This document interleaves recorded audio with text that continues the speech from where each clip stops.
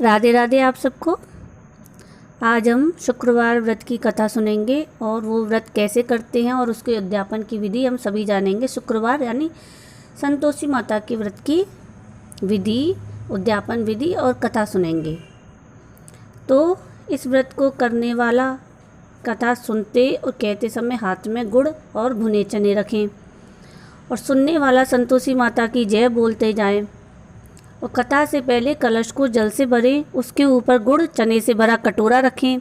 कथा समाप्त होने और आरती होने के बाद कलश के जल को घर में सब जगह छिड़कें और बचा हुआ जल तुलसी जी की क्यारी में डाल दें और कलश पर रखा हुआ गुड़ और चना सबको प्रसाद के रूप में बांट दें। और हाथ में आपके जो गुड़ और चना था उसको गाय को खिला दें। अब इस व्रत के उद्यापन में 2.5 सेर खाजा, मोमनदार पूड़ी, खीर, चने का साग नैवेद्य रखें और घी का दीपक जलाकर संतोषी माता की जयकारा बोलते हुए नारियल को फोड़ें। इस दिन घर में कोई खटाई न खाए और ना आप खाएं और ना किसी दूसरे को खाने दें। इस दिन 8 लड़कों को भोजन कराएं। देवर, जेठ, घर परिवार के लड़के मिले तो दूसरों लड़कों को नहीं बुलाएं। अगर कुटुंब में लड़के ना मिले तो ब्राह्मण के, रिश्तेदारों के या पड़ोसियों के लड़के को बुलाएं। उन्हें खटाई की कोई वस्तु ना दें। अब इस व्रत की हम कथा सुनते हैं। जय संतोषी माँ। एक बुढ़िया थी, उसके 7 बेटे थे। 6 कमाने वाले थे और 1 निकम्मा था। बुढ़िया माँ 6 बेटों की रसोई बनाती, भोजन कराती और पीछे से जो कुछ बचता तो 7वें बेटे को दे देती। परंतु वह बड़ा भोला वाला था, मन में कुछ विचार ही न करता। एक दिन अपनी बहू से बोला, देखो मेरी माता का मुझ पर कितना प्यार है। वह बोली, हाँ क्यों नहीं, सबका झूठा बचा हुआ तुमको खिलाती हैं। वह बोला, भला ऐसा भी कभी हो सकता है? मैं जब तक आंखों से ना देखूं मान नहीं सकता। बहू ने हंसकर कहा, तुम देख लोगे तब तो मानोगे। तो कुछ दिन बाद बड़ा त्यौहार आया। घर में 7 प्रकार के भोजन और चूरमा के लड्डू बने। वह ये जांचने को सिरदर्द का बहाना कर पतला कपड़ा सर पर ओढ़कर रसोई घर में सो गया और कपड़े में से सब देखता रहा। अब 6 भाई खाना खाने आए। उसने देखा माँ ने सबके लिए सुंदर सुंदर आसन बिछाए, 7 प्रकार की रसोई परोसी है। वह उन्हें आग्रह कर करके खाना खिलाती है। वह देखता रहा। 6 भाई जब भोजन करके उठे तब माता ने उनकी झूठी थालियों में से लड्डुओं के टुकड़े को उठाया और एक लड्डू बनाया। जूठन साफ कर बुढ़िया माँ ने पुकारा, उठ बेटा, 6 भाई भोजन कर गए, अब तू भी खा ले। कब उठेगा? तो वह कहने लगा, माँ मुझे भोजन नहीं करना, मैं परदेश जा रहा हूँ। माता ने कहा, कल जाता तो आज जा। वह बोला, हाँ हाँ आज ही जा रहा हूँ। यह कहकर वह घर से निकल गया। चलते चलते बहू की याद आई। वह गौशाला में उपले थाप रही थी तो वहाँ जाकर वह उससे बोलता है, हम जावे परदेश को आवेंगे कुछ काल, तुम रहियो संतोष से धर्म आपनो पाल। वह बोली, जाओ पिया आनंद से हमरू सोच हटाए, राम भरोसे हम रहे ईश्वर तुम्हें सहाय। देख निशानी आपकी देख दरू में धीर, सुधी हमरी मत बिसारियो रखियो मन गंभीर। वह बोला, मेरे पास तो कुछ नहीं, यह अंगूठी है सुले और अपनी कुछ निशानी मुझे दे दे। अब बहू बोली, मेरे पास तो कुछ नहीं है, यह गोबर भरा हाथ है। यह कहकर उसकी पीठ में गोबर के हाथ की थाप मार दी। वह चल दिया। चलते चलते दूर देश में पहुंचा। वहाँ पर एक साहूकार की दुकान थी। वहाँ जाकर उसने कहने लगा, भाई मुझे नौकरी पर रख लो। साहूकार को जरूरत थी, वह बोला, रह जा। लड़के ने पूछा, तनख्वाह क्या दोगे? साहूकार ने कहा, काम देखकर दाम मिलेंगे। साहूकार की नौकरी मिली। वह सवेरे 7 बजे से रात तक नौकरी करने लगा। कुछ दिनों में दुकान का सारा लेन देन, हिसाब किताब, ग्राहकों को माल बेचना, सारा काम करने लग गया। साहूकार के 7-8 नौकर थे, सब चक्कर खाने लगे कि यह तो बड़ा होशियार है। सेठ ने भी काम देखा और 3 महीने में उसे आधे मुनाफे का साझीदार बना लिया। वह 12 वर्ष में नामी सेठ बन गया और मालिक सारा कारोबार उस पर छोड़कर बाहर चला गया। अब बहू पर क्या बीती इधर दे ये सुनिए। सास ससुर उसे बड़े दुख देने लगे। सारी गृहस्थी का काम उससे करवाते, जंगल लकड़ी लेने भेजते। इस बीच घर की रोटियों के आटे से जो भूसी निकलती उसकी रोटी बनाकर उसके लिए रख देते और फूटे नारियल के खोपड़े में पानी दे देते। इस तरह बेचारी के दिन बीतते रहे। एक दिन वह लकड़ी लेने जा रही थी कि रात से में बहुत सी स्त्रियां संतोषी माता का व्रत करती दिखाई दी। तो वह वहाँ खड़ी होकर कथा सुनने लगी और उनसे पूछा, बहनों यह तुम किस देवता का व्रत करती हो और इसके करने से क्या फल मिलेगा? क्या तुम मुझे इसकी विधि बताओगी? यदि तुम अपने व्रत का विधान मुझे समझाओगी तो मैं तुम्हारा बड़ा एहसान मानूंगी। तब उनमें से एक स्त्री बोली, यह संतोषी माता का व्रत है, इसके करने से निर्धनता, दरिद्रता का नाश होता है और लक्ष्मी आती है। मन की चिंता दूर होती है, घर में सुख होने से मन को प्रसन्नता और शांति मिलती है, निपुत्र को पुत्र मिलता है, प्रीतम बाहर गया हो तो जल्दी आए, कुंवारी कन्या को मनपसंद वर मिले, राजद्वारे में बहुत दिनों से मुकदमा चला हो तो खत्म हो जाए, सब तरह की सुख शांति हो, घर में धन जमा हो, पैसा जायदाद का लाभ, रोग दूर हो और जो कुछ मन में कामना हो वो सब संतोषी माता की कृपा से पूरे हो जाते हैं। वह पूछने लगी, यह व्रत कैसे किया जाए, मुझे भी बताओ। स्त्री बोली, 1.25 रुपये का गुड़ चना लेना, इच्छा हो तो 5.25 रुपये का लेना या 11.25 रुपये का भी ले लेना, बिना परेशानी, श्रद्धा और प्रेम से जितना बन सके सवाया लेना, 5.25 रुपये से 5.25 रुपये और इससे भी ज़्यादा शक्ति और भक्ति अनुसार ले लेना।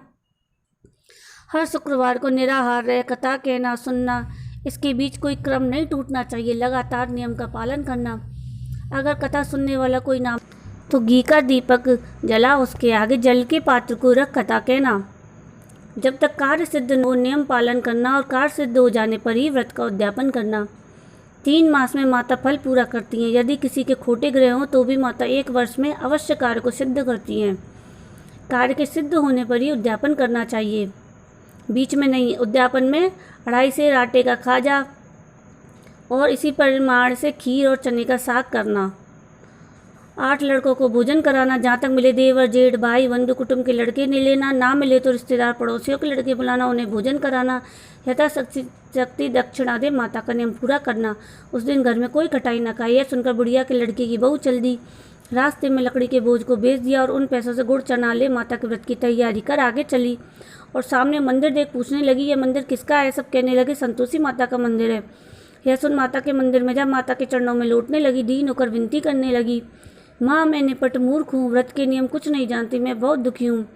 हे माता, हे जगतजननी, मेरा दुख दूर कर, मैं तेरी शरण में हूँ। माता को दया आई। 1 शुक्रवार बीता, दूसरे शुक्रवार को ही उसके पति का पत्र आया और तीसरे को उसका भेजा हुआ पैसा आ गया। यह देख जेठानी मुँह सिकोड़ने लगी, इतने दिनों में पैसा आया, इसमें क्या बढ़ाई है। लड़के ताने देने लगे, काकी के पास अब पत्र आने लगे, रुपया आने लगा, अब तो काकी की खातिर बढ़ेगी, अब तो काकी बुलाने से भी नहीं बोलेगी। बेचारी सरलता से बोली, भैया पत्र आए, रुपया आए तो हम सबके लिए अच्छा। ऐसा कहकर आंखों में आंसू भरकर संतोषी माता के मंदिर में आ मातेश्वरी के चरणों में गिरकर रोने लगी। माँ, मैंने तुमसे पैसा नहीं मांगा, मुझे पैसे से क्या मोह, मुझे तो अपने सुहाग से काम है, मैं तो अपने स्वामी के दर्शन और सेवा मांगती हूँ। तब माता ने प्रसन्न होकर कहा, जा बेटी, तेरा स्वामी आएगा। यह सुन खुशी से बावली हो घर में जा काम करने लगी। अब संतोषी माँ विचार करने लगी, इस बोली पुत्री से मैंने कह तो दिया तेरा पति आएगा, पर आएगा कहाँ से, वह तो स्वप्न में भी इसे याद नहीं करता, उसे याद दिलाना पड़ेगा। इस तरह माता बुढ़िया के बेटे के पास जा स्वप्न में प्रकट हो कहने लगी, साहूकार के बेटे, सोता है या जागता है। वह बोला, माता सोता भी नहीं हूँ, जागता भी नहीं हूँ, बीच में ही हूँ, कहो क्या आ गया है। माँ कहने लगी, तेरा घर बार कुछ है या नहीं। वह बोला, मेरा सब कुछ है माता, मैं माँ बाप भाई बहन बहू, क्या कमी है। तो माँ बोली, भोले पुत्र, तेरी स्त्री घोर कष्ट उठा रही है, तेरे माँ बाप उसे बहुत दुख दे रहे हैं, वह तेरे लिए तरस रही है, तो उसकी सुध ले। वह बोला, हाँ माता, यह तो मुझे मालूम है, परंतु मैं जाऊँ तो जाऊँ कैसे, परदेश की बात है, लेन देन का कोई हिसाब नहीं, कोई जाने का रास्ता नज़र नहीं आता, कैसे जाऊँ। माँ कहने लगी, मेरी बात मान, सवेरे नहा धोकर संतोषी माता का नाम ले, घी का दीपक जला, दंडवत कर, दुकान पर जाकर बैठना, देखते देखते तेरा लेन देन सब चुक जाएगा, जमा माल बिक जाएगा, सांझ होते होते धन का ढेर लग जाएगा।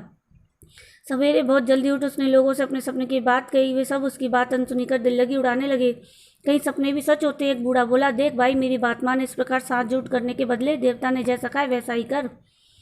वह बूढ़े की बात मान स्नान कर संतोषी माता को प्रणाम कर घी का दीपक जला दुकान पर जाकर बैठ गया। थोड़ी देर में वह क्या देखता है कि देने वाले रुपये लाए, लेने वाले हिसाब लेने लगे, कोठे से बड़े सामान खरीददार नकद दाम उसमें सौदा करने लगे।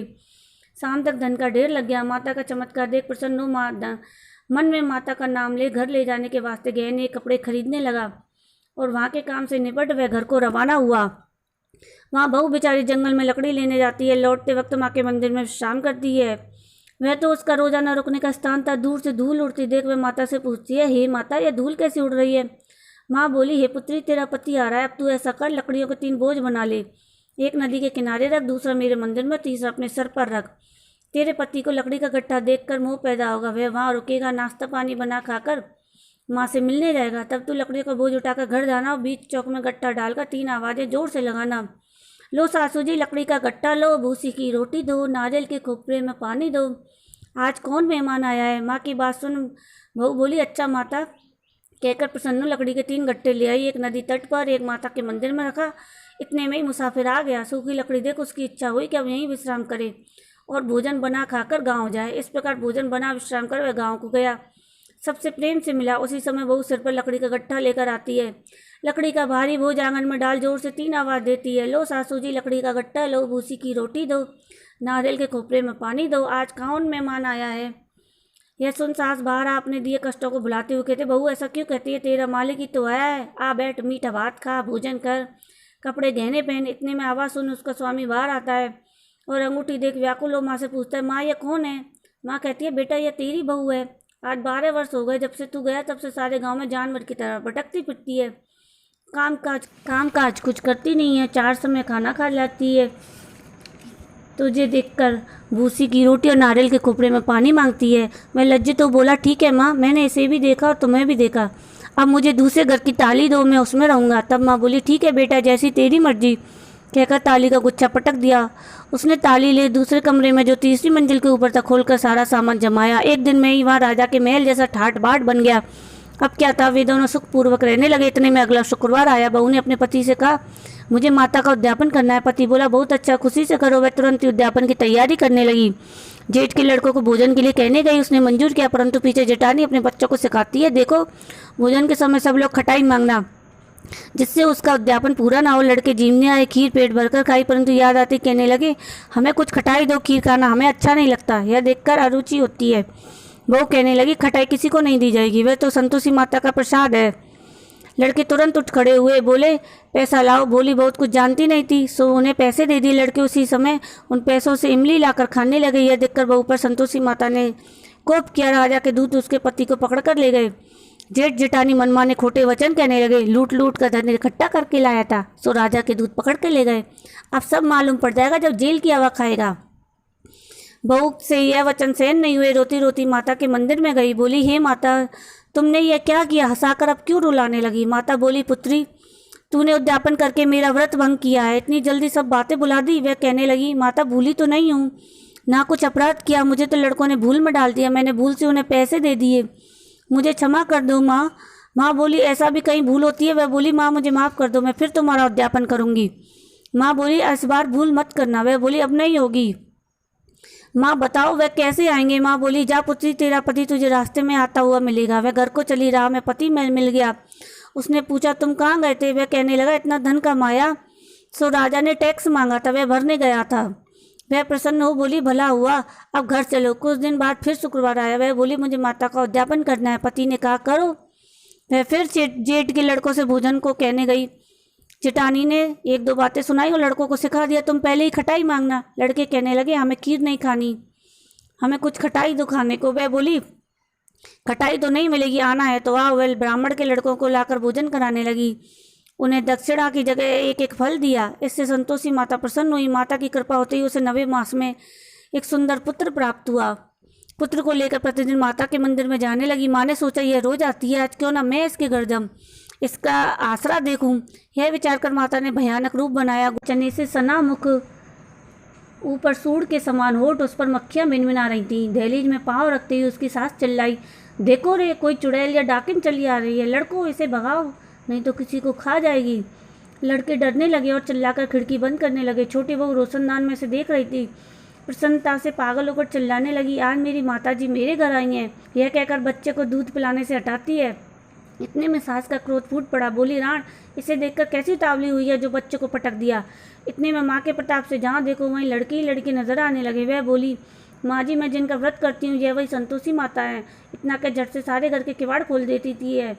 सबने माता के चरण पकड़ लिए और विनती कर कहने लगे, हे माता, हम मूर्ख हैं, हम अज्ञानी हैं, पापी हैं, आपके व्रत की विधि को हम नहीं जानते, आपका व्रत भंग किया, हमने बहुत बड़ा अपराध किया है। माता, आप हमारा अपराध क्षमा करें।